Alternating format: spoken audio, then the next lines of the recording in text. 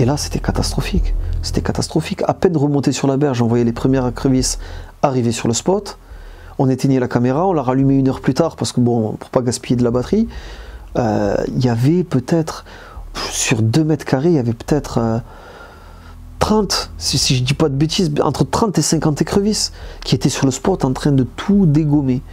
Donc, et au bout de quelques heures, le spot, il n'y avait plus rien.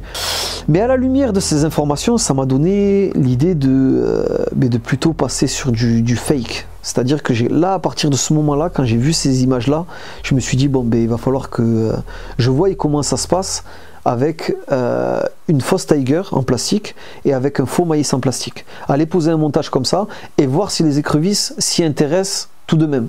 Parce que moi aussi, même si elles n'arrivent pas à prendre mon èche, le fait qu'elles le manipulent, elles peuvent l'emmêler et ça c'est problématique. Donc déjà en termes de matériaux, mes bas de ligne ils étaient en 13 gainés stiff Ridge Monkey. C'est une 13 gainée qui est très rigide, qui empêche, qui limite la possibilité d'emmêlement parce que la tresse elle est gainée de façon rigide, on peut pas la tordre facilement. Enfin en tout cas c'est compliqué pour une écrevisse de réaliser un nœud avec ce type de montage. Donc du coup ce que je fais c'est que je pars le lendemain après avoir placé la caméra et constaté l'omniprésence des creux, ce que je décide de faire c'est que je pars en plongée et je pose un montage devant la caméra pour voir ce qui se passe.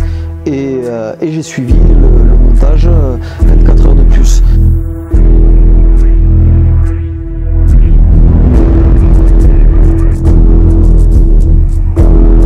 Ils ont vidé le spot parce que j'avais rajouté des appâts, mais le montage quant à lui est resté sur place. Mais une fois que le poste était vidé, le spot était vidé, les écrevisses s'amusaient avec le montage tout au long de la journée, mais comme le plastique est assez résistant, ça pêchait et ça tenait. Donc à la lumière de cette information, j'ai décidé de pêcher de la même façon en face.